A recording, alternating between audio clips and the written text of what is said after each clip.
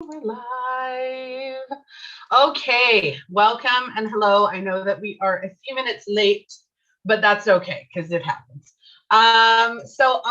This is Just Alive, giving you something to talk about, live TV. I'm your host, Melissa Krechler.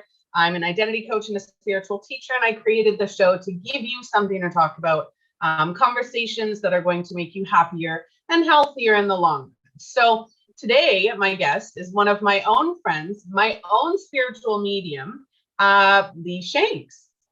So why don't you introduce yourself? Sure. My name is Lee Shanks, aka Intuitively. I am a psychic medium intuitive living on Vancouver Island in British Columbia.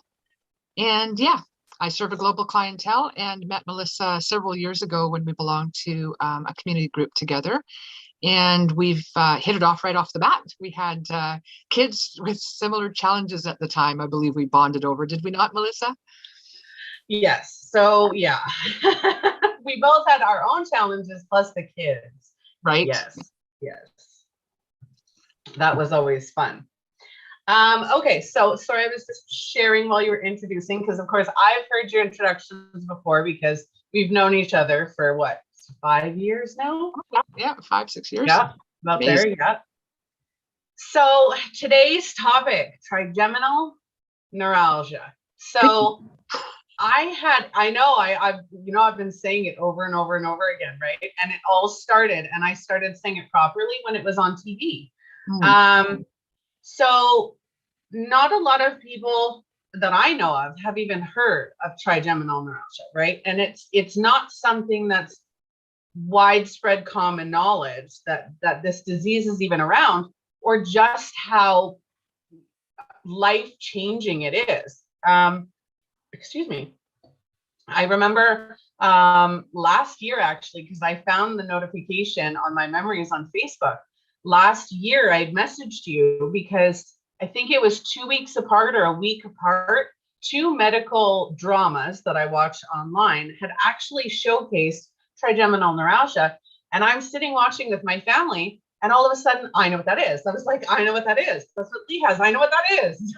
And when the diagnosis actually came out, I was like, yes, like that's what it is. And I was so shocked that they had broadcast and actually put that on those shows, that I was really proud of that. I was like, this is great.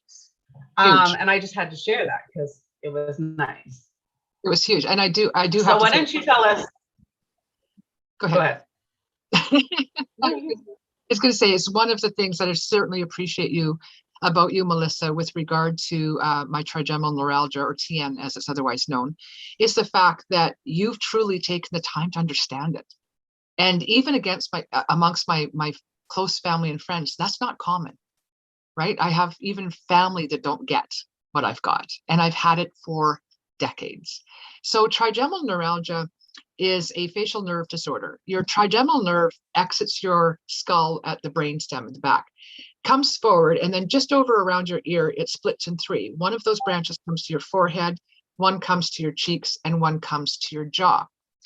In trigeminal neuralgia, one of the main causes they've come to learn, because it's still not completely understood, even though there's reports of it going back to the 16 and 1700s, is that there's a blood vessel or an artery that somewhere on the nerve where it exits the brainstem is either wrapped around it or pressing against it. And every pulse of your blood is then hitting that nerve and wearing away the myelin. And so that nerve becomes hypersensitive, for one, and then it starts carrying the wrong information to your brain. So I've had periods of time when my trigeminal was flaring really bad, where a single hair touching my face, like coming down, touching my face, has literally put me on my knees on the ground. It triggered intense pain, because again, the nerve is sending the wrong information. So a light touch is a light touch, but my brain reads it as being struck in the face with a pickaxe. Or sometimes I feel like I'm getting stabbed, or my skin's being peeled off. The sensations, because it's your nerve, run the gamut of the kind of sensations that your nerve carries. Unfortunately, they're all the pain versions, right? They're not the nice ones, they're the pain versions. Yeah. So it's extremely intense. It is, unfortunately, one of the most painful disorders known to medical science. There's no such thing as a cure. There's only management for lucky people, really lucky people. And I know thousands of lucky people, either a drug, a combination of drugs, or some sort of medical procedure like a balloon decompression or a rhizotomy or a microvascular decompression. Those are enough to take care of the disorder, and you can have, the rest of your life pain-free. But it's not the truth for everyone. And that's the people I'm here to speak with today. Yeah. For anybody watching, please hop in if you have any comments or questions, even replay, you can connect with me or Lee at any point in time. For those watching, and I know I've experienced this, and I can only imagine, I know my husband's experienced it because he just did. If you have a toothache, but not a toothache, you have that nerve pain in your mouth, along your jaw, along the top of your teeth, whatever that is, that pain that you get from those nerves, that is a mild, and I mean mild version of what people with trigeminal neuralgia experience. And for me, when I have, and I'm not gonna lie, I've had cavities. So if I have a really bad cavity, that's, I had to have a root canal done last year. And it was so bad that I literally begged my husband to just take a hammer and smash my face because I just wanted the pain to end. It was so horrible. And I couldn't handle it. I couldn't deal with it. And to think of somebody going through that level of pain all the time or at the slightest pressure is heartbreaking. It's absolutely heartbreaking. So I'd like to talk about the amount of people. So you mentioned it actually at the beginning of this episode, is the amount of people who actually acknowledge it or take any interest in it, and the amount of people who, and I know from the show too, so if anybody wants to watch those episodes as well, just to give an idea, people think you're crazy. When you people talk, lying. yeah. I have so many heartbreaking tales of friends with trigeminal neuralgia that have shown up in emergency because the pain has become beyond bearable. And they arrive and they're accused of being drug seekers, that they're faking it, that there's no possible way the pain can be that bad. And I get it, because unless you've got it, you don't get it. It's really quite true. You talked a little bit there about the dental pain from having a cavity where you've got a nerve exposed. And that is one itty bitty little piece of that trigeminal branch that comes into your jaw. So yeah, sometimes people with, like, I've got missing teeth. Some of those missing teeth are from the side effect of the drugs that I had to be put on. So years and years and years of anticonvulsant drugs that really weren't working anyway have caused my bone reabsorption in my jaw. So I've lost teeth. Other teeth I've lost because I was getting a toothache and it was excruciating. And I'd go into the dentist and they take x-rays and there was no abscess, there's nothing going on. But you know what? We'll do a root canal anyways because we don't know what else to do. So then they do a root canal, and the next week I'm like, the pain is still there. And they're like, well, we don't know what else to do. We'll remove the tooth, right? And this is true for thousands of people. I know people who've had every single tooth removed from their head before they were properly diagnosed as having trigeminal neuralgia. It is a huge error that's made because of misdiagnosis, that it's a dental issue. Lots of times, if it's the nerve in your cheek, your ear, it also affects your ear. It's considered an inner ear canal issue, something going on here instead of the branch of the nerve. So my take on this, trigeminal neuralgia is known as an extremely rare disorder. It is only within the last, I think, 24 months that the World Health Organization even has it on their list of disorders. It was so rare. It has to get to a certain point of recognition before it's listed. And we only got there in the last 24 months. That's crazy to me, because I get the online support groups. I know thousands of people that suffer from this, right? And to have that disorder not even recognized by the World Health Organization was devastating. So that came about because of a lot of work from other people that are advocates for the acknowledgement and recognition of TN as a rare disorder. So it's nasty. It's brutal, and I wish more people were aware of it, because according to my own neurologist, she doesn't think it's all that rare. She thinks it's more a case of people are too often misdiagnosed, and that if they were properly diagnosed, it would be far more prevalent than what we believe. This is what we know about TN. TN often hits people over the age of 50, and it is more common in women than it is in men. But that's not always the case. And unfortunately, doctors only know what they were taught. So if you have a doctor that took this much of a paragraph in a medical book this thick, and it said, TN is a disorder of the fifth cranial nerve. It affects three main branches in the face, usually one side, not the other, affects women more than men over the age of 50. I'm telling you that when you walk into your doctor and present at 21 years old, at lightning bolts hitting your face and dropping you to your knees, they don't know what to do. They don't know what you have. It happened to me. I started at 13.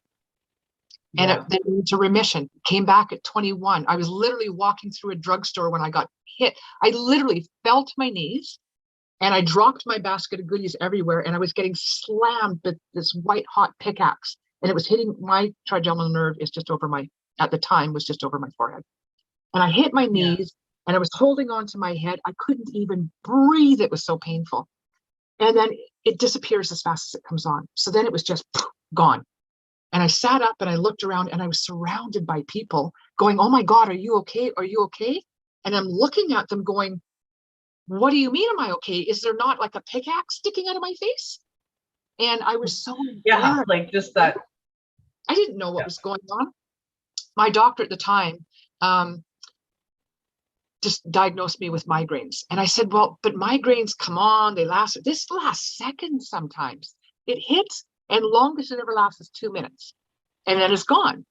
And that's not what I've read, but he determined it was migraines. So he was giving me Valium to help me through the day, so I wasn't stressed out, so I wouldn't get to and then he was giving me T3 so that when the pain did hit, I could be popping T3s. I was probably 30 days on this cycle of Valium and T3s when I realized I'm taking the Valium, but what if I don't have any pain for 2 weeks? And yet I'm taking Valium every day, just in case I do. Or I'm taking T3s that are affecting my body. They're really hard on your body. And I'm taking them to get through 2 minutes of pain. That didn't make sense to me. So I just dumped it all down the toilet. And I, at that time, just shortly thereafter, I went into remission again, was in remission for many years. And then it came back at 32, and it arrived with a vengeance, and there was no going back. That started my journey through getting surgeries and everything. It's horrible. And I think a lot of people just, like I said, and I did the hashtag in this one, seeing is not always believing, right? There are so many chronic pain, chronic conditions. I have conditions that you can't see. That doesn't mean they don't affect me, right? In certain ways. Like, I'm not feeling good today. Like I'm my stomach's upset. I'm not feeling good. I need to relax today, right? And they're like, "But you look fine." Mm-hmm. And I'm like, no. I had my own family members say that to me, Melissa, and it's heartbreaking. I literally, and I point out which family member it was, but I literally had this person doubt me that it was as bad as I was putting on. And listen, there was a point where between the medication, the pain, I was in bed for 4 years. 4 years. And this person literally said to me, "How can it be that bad? You were out yesterday." But listen, people who suffer from invisible chronic pain conditions learn to function at a pain level the average person wouldn't be able to tolerate, because we have no choice, right? So where other people are like done and out by the time they hit a 7 out of 10 on the pain scale, people with intractable nerve pain conditions especially learn to function at the 10 out of 10 level, because there's nothing, it takes pain off the normal scale. Even doctors that are familiar with it will tell you the normal pain scale doesn't touch what a nerve pain patient goes through. But yeah, it's an invisible illness that people just look at you and go, "What's wrong with you?" We should never doubt people and what they say is their experience, right? Play it, make it less sad. So many people are so judgmental and so caught up with their own beliefs and their own thoughts and their own experiences that they don't think, they don't stop to think. right? Well, They and don't stop to think, well, maybe. comes back to if they don't have it, they don't get it.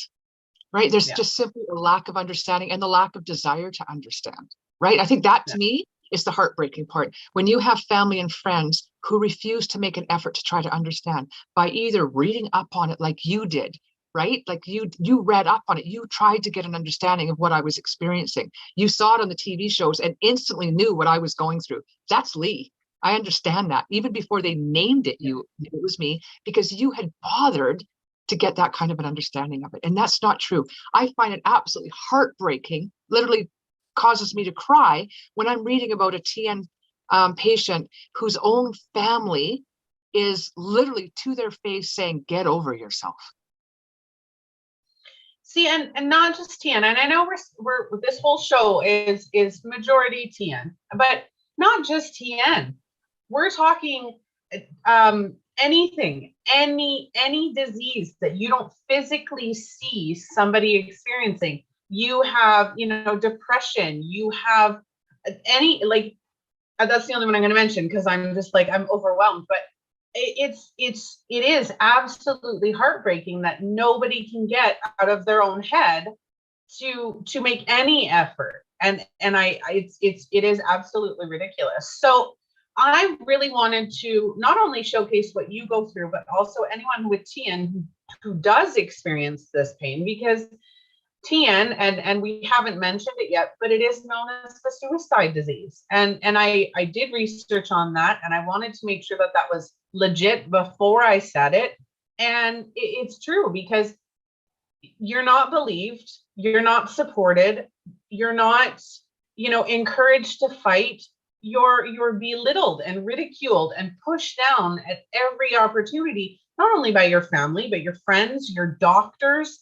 The people who are supposed to be helping you and taking care of you are the ones pushing you down and not understanding what you're going through. So for anybody watching this video, absolutely reach out. If you have, keep fighting tooth and nail, fight for yourself, put yourself first. And I don't want to tell you to forgive and forget your family, but at the same time, they don't understand. And I learned in the process to not bother myself with other people's opinions or thought processes or judgments. I'd merely stand in my power and speak my truth. And either they believe me or they don't. And if they don't, that's not my problem. I know my truth. Yeah. And I live my truth every day. And yes, it has the unfortunate nickname of being the suicide disease. And I cannot tell you how many friends I've lost over the years. And not just ones that died by suicide because of the pain, but people that have died because they had interactions with their medication. They didn't get help on time, or their medications caused seizures. I've lost so many friends. And listen, the wonderful thing about social media and Facebook in particular is that there's groups out there of people that have the same thing and they speak the same language and they get it. And I cannot tell you how my world changed the day I stumbled across my first trigeminal neuralgia support group online. It was after, at that point, it was during that period where I was in bed due to both the pain and the medications. I was on 4 heavy-duty pharmaceuticals. I was on gabapentin and Lyrica, just to start off with. And I was eating through T3s like candy on a daily basis for the breakthrough pains the medication wasn't covering. And I don't even remember how I stumbled across this page one day. And I remember sitting there with tears streaming down my face that there was other people out in the world that got it, understood, spoke the language and understood what I was saying. It was incredible. And from that moment, I feel that's when the shift came, that I was starting to be okay with where I was at, even if where I was at was not a good place, right? Yeah. It is, I honestly think I'd still be in bed. And I was just a shell of myself at that time. I can't imagine where I'd be now. But I do believe finding that online support was what helped me crawl my way back out of being a simple spectator in life. And now I get to be a participant. It's big, right? Yeah. Do your research. Find people who absolutely, you need a support system, even if that support system is online, right? I think you and I met while you were still being medicated. And I remember, messaging you and going like, I'm having a bad day. I'm going to be out for the next 20 hours. Like, I'll talk to you when I'm up again. Like, and I remember that. And that's really what got me, because knowing you and knowing that person that you are and the connection that we had, I was like, what is this that she's going through? Like, how bad is this? Right. And I wanted to learn about it because somebody I cared about was experiencing it. And if I want to support the people that I care about, and that's people in my sphere, then I need to know how to do that. Right. And so it was, okay, I'll leave you alone. Message me when you're up. Let me know if you need anything. I'm here. Right. And that's all you need. Not that that's all you, okay. It is, that's all you need to do. 100%. As somebody who cares, right? Is just make sure it's known that you care. Yeah. So you would never know right now, even as we're talking, I can feel small little lightning bolts creeping up my face. So please know, like, again, I want to go back to certain procedures work for some people for, the duration of their life, next 20, 30, 50 years, whatever it may be. Other people, such as myself, not so fortunate. I have had 2 back-to-back microvascular decompression surgeries where they removed the artery that was compressing against my nerve. They put Teflon pads in between. That lasted for 3 days. And I was literally laying in the hospital recovering when I got slammed with another TN pain. And they waited a few days, they went back in, and this time they wrapped the entire nerve with Teflon and said, oh, you'll never have this pain again. It worked for 11 months. And in that 11 months, I was in recovery mode from the MVDs because during the second surgery, I had a stroke on the table. So I left hospital unable to walk or talk. And so I had to learn all these things over again. It wasn't until I was at the point where I was walking pretty good, talking pretty good, even getting back to the point of considering going back to work, that they started having to give me medications again, and different ones. And because of the procedure, I was able to start again on medications I'd taken before that weren't working. Things had changed. But unfortunately for me, when the trigeminal neuralgia came back at 11 months, I also had other neuralgias come with it. So I've now got geniculate neuralgia and glossopharyngeal neuralgia. So one of those makes it feel that one of those affects it's the nerve in my throat. So it literally makes it feel like things I'm chewing on, could be a marshmallow, feels like I'm chewing on glass. Go to swallow it, feels like I'm swallowing barbed wire. If I get it in the ear, the pain that the other one that is in the ear, it literally feels like somebody's jamming a white hot knitting needle through my ear. It'll literally, I could be sitting here talking to you like this, and all of a sudden I'll be screaming and I'm on the floor. It's brutal. They tried another procedure 5 or 6 years after my brain surgeries, and they went through my cheek. There's a little bit of a dimple there with a needle about yay long that goes from my cheek all the way back to where the nerve exits the brain. And the goal there is to numb that nerve by putting some electricity down the needle, right? So basically kind of fries the nerve. At the time, again, I was getting the pain up here. So what they would do is they would stick the needle in the face, they move it around, then they wake you up and they say, where's the tingle? So they run a little bit of electricity down so you can feel a tingle. And I would be, oh, I can feel the tingle in my chin or my cheek or by my lip. And they'd put me back under again, wake me up. Where do you feel it? Back under again, wake me up. Is that an ablation? No, this is rhizotomy, it's called. Okay. And so the rhizotomy, so they finally get to the point where they say, where do you feel the tingling? And I'm like, oh, I feel it around my eye and my nose and my eyebrow. And they're like, perfect, that's where we want it. They put me under, they jolted me with the electricity. I woke up and I was numb and still am to this day. This took place in 2006. I'm numb to this day from my lower eyeball to here. Sometime between the time them placing it in the right place and putting me under, it moved. And it affected the wrong part of my face. So now I also have another condition called anesthesia dolorosa.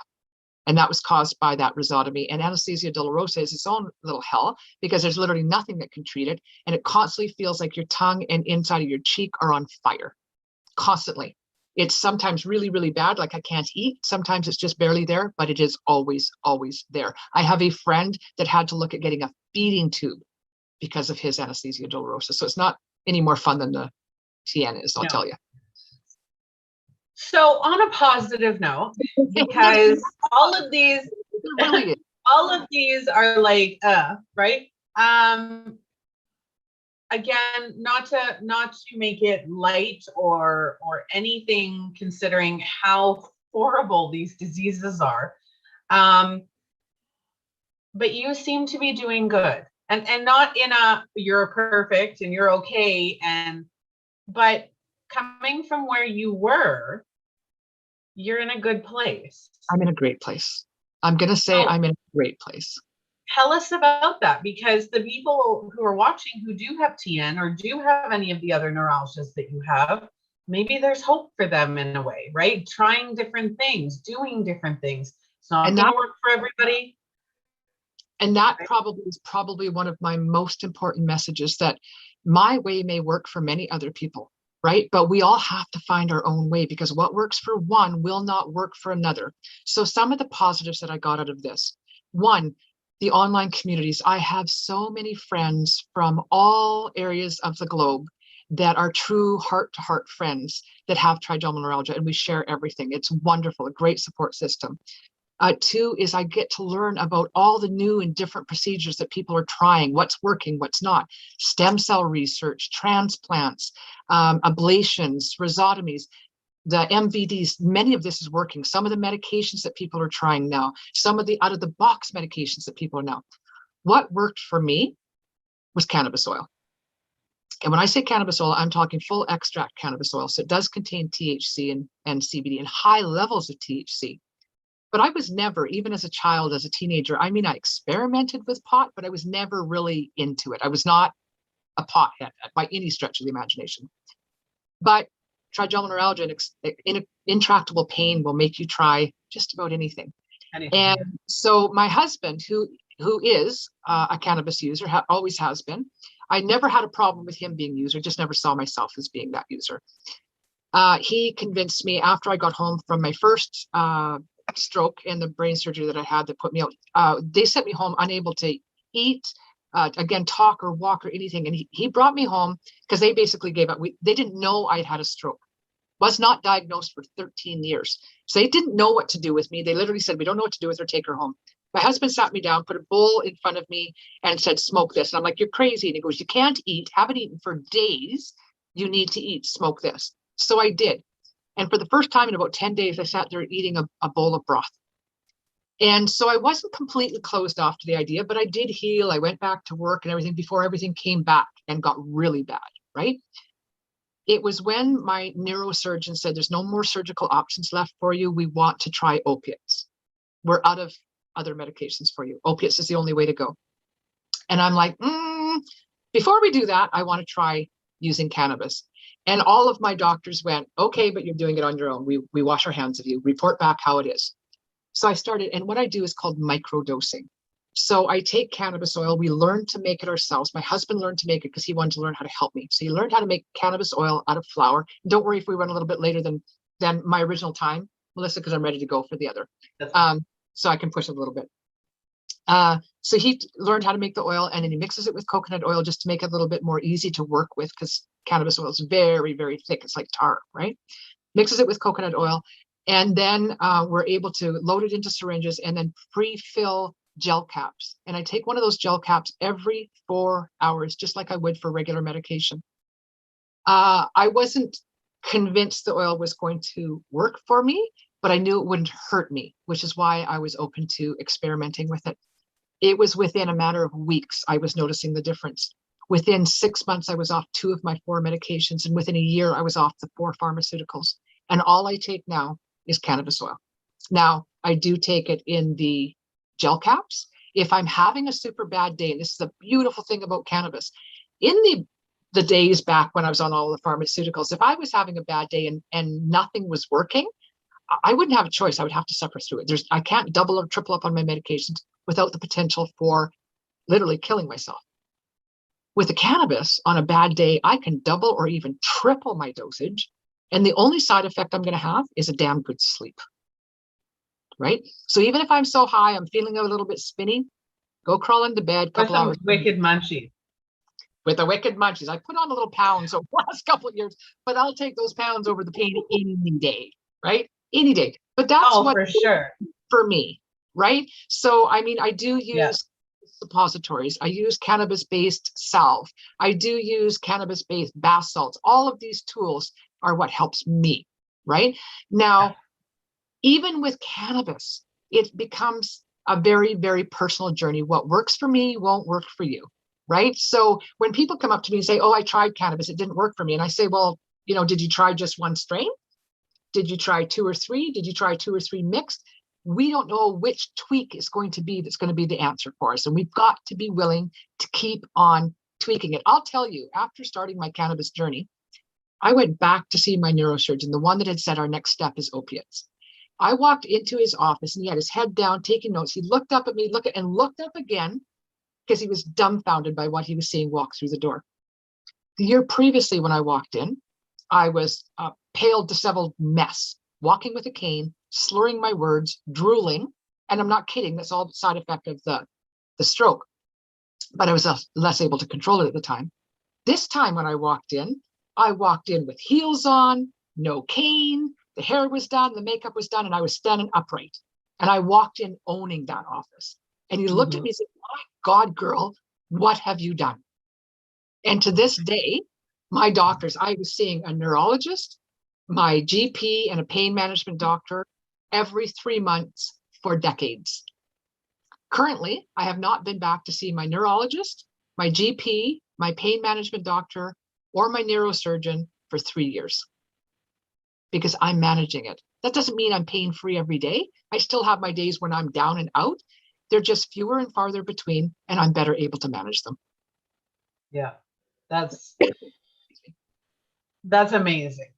It is amazing because I've gone from being, again, a spectator in life to being a full participant, and I love it. I know I've been watching I'm jealous here over in Manitoba with the like minus 42 winds today and like freezing. I keep trying to convince Tom that we should like I've been looking at mansions in BC.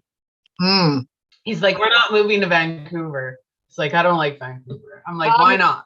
I love Vancouver. I love going to visit Vancouver, but I love the island. I live on Vancouver Island. It's, if I want the city, I'm just a hop, skip, and a jump away, but I live out in a rural area and it's peace and quiet. I am literally surrounded by water, not just because I live on an island, but I've got a creek out back. I'm 5 minutes from a lake and I'm 10 minutes from the ocean. So I couldn't be happier. Yeah. And like I said, things were good. I'm getting my feet back under me again. It's been a couple of years now. That I feel now I'm in a really good spot. I'm running my own business. So I went from being unemployed and unemployable to being an entrepreneur and running my own business as a psychic medium here on the island. So I get to set my own hours, work when I feel good, not work when I don't feel good. It's been a wonderful, wonderful journey. Despite all the pain, I've learned so much about myself and about other people and about judgment and shame, being empowered, speaking your truth. All of these things came about because of my journey with TN. So it's not all bad. And I can tell you honestly that Lee is the best psychic medium I have ever encountered. And I can say that because I'm an intuitive psychic medium and I go to her. she's my reader. Because some of the readings we've had. Right. And that's actually, I honestly believe that had I not sort of been forced to spend that 4 years in bed where I had nothing to do but stay in my own little head, right, it's helped me learn to become myself, which is what makes me a successful psychic medium, I believe. And again, part of that journey. So I've really learned to be grateful for the journey instead of, I don't sit and regret at all the journey that I had to take to get to where I am. Yeah. So from my perspective, through, I don't have TN. While I get ear pain through the nerve, like I'm not even going to finish that sentence. And the nerve pain for my teeth, mild. Compared to what people with TN go through, mild. Because, I'm screaming in pain when it's happening, but at the same time, it only happens periodically. For anybody with TN, anybody watching, or even who is dealing with chronic pain, reach out, find support groups, find people in your area, do research through it all. And this I can say from my perspective, because it's my specialty, is find who you are inside of it. What you have does not define you. You are not your titles. You are not your roles. You are not the things that you struggle with. You are your own unique person. And finding who you are inside of that pain, inside of everything that's going on in your life, will help you move forward, whether it's with it, whether it's finding ways to cope with it, whether it's, doing what Lee did and finding something that works to make you functioning. It's so important. Once you're able to get a foot or two Oh. into and then your journey just seems to take off because you're more capable of following where you need to go, right? For your own capabilities in pain management and management of your thought processes even through it, right? So are you there, Melissa? Did I lose you? I can barely hear you all of a sudden. That's very strange. I don't know what that's all about. Way to go, Spirit. What's that? Yeah. Oh, yeah, of course, right? Well, I don't, because we're not muted. Volume, know what's going on. Yeah, and I hear you now kicking in and out. Oh, yeah, I muted myself for a second accidentally. Very strange. Oh, now we're back. And now I can barely hear you. You can hear me and I can barely hear you. That's weird. Well, that's probably spirit today. Mm-hmm. That's spirit going, Kate, you're done now. You're done. Good. Yeah, we're good. All right. So is there anything else you'd like to add before we say goodbye? I think I just want to wrap it up by saying that if you do, have an invisible disease, or if you've got something going on that you're not sure what is, don't give up. We can only be our best advocates. Doctors, again, only know what they're taught. So if what they're going by isn't really sitting with us, then we have to be free to speak up.